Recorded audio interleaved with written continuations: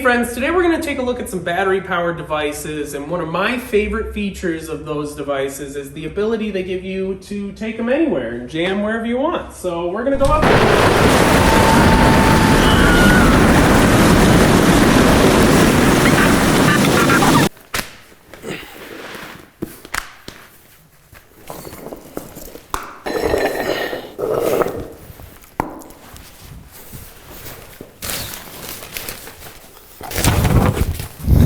Okay.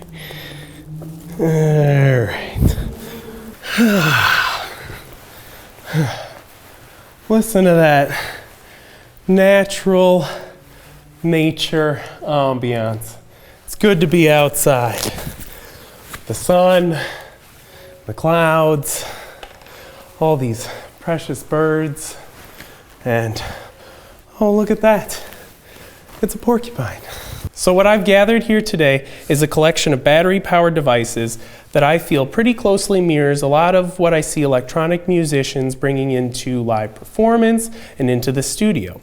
We've got a sampler, a drum machine, some effects, a mixer, and two quirky synthesizers that we're going to abuse. So let's get right into it and start making some music. Go.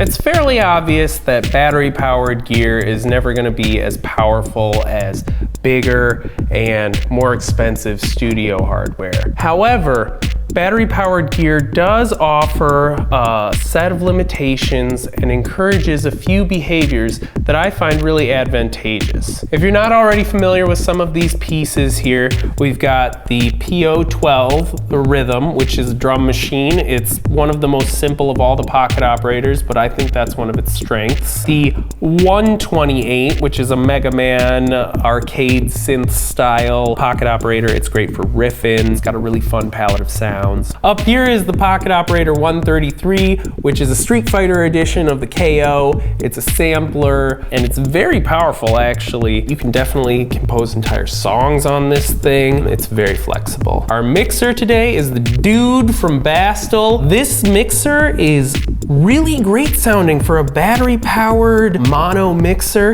It saturates really easily, which gives you a very nice warm sound in your signal. It's got really nice performative mutes with feedback. The RV-6 is a stereo reverb from Bastl. The Bastl Kastle Drum is a very unique drum synthesizer and sound generator that lacks a sequencer and instead gives you a Rungler-esque pattern generator that's really fun to feed and manipulate and cause all sorts of random chaotic noises. Battery-powered devices, for the most part, often don't have really high-powered sequencers with additional features like parameter locking or what have you. What this encourages is for you to practice in a performance-oriented workflow. And that's just good habits for any instrument and any musician. You want to be practicing like you perform so that when you get up on stage, you feel comfortable with your instruments and you know exactly what you're going to do. A large portion of battery-powered instruments are also going to be handheld, which changes the way you interact with the instrument. It focuses your intent and it allows you to just completely engage yourself in making music. Battery-powered devices are often fairly inexpensive and very accessible, meaning they're great for beginners. They're excellent as additional pieces in a more extensive setup. On top of that, they're portable and you can bring them outside anywhere you want. So it's nice and kind of romantic, you feel me? And then you kind of come in with the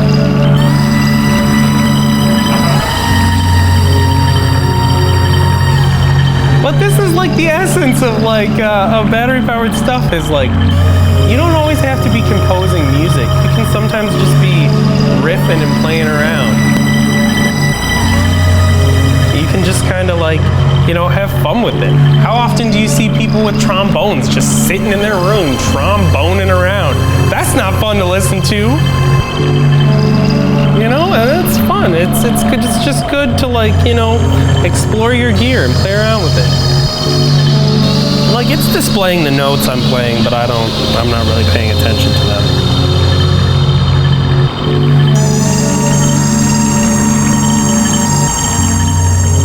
It's nice and calming. It's like, listen to that breeze.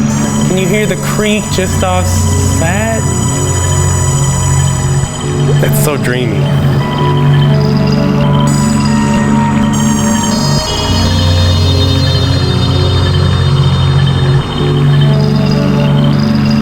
Look at that beautiful sunset. Looks like we're running out of daylight. It also looks like we're running out of juice. So it's goodbye for now, but in the meantime, share your battery-powered jams with us on Instagram. Tell us where you'd like to see us next, what you'd like to see us playing with, and smash that like button, smash the subscribe button, and we'll see you next time.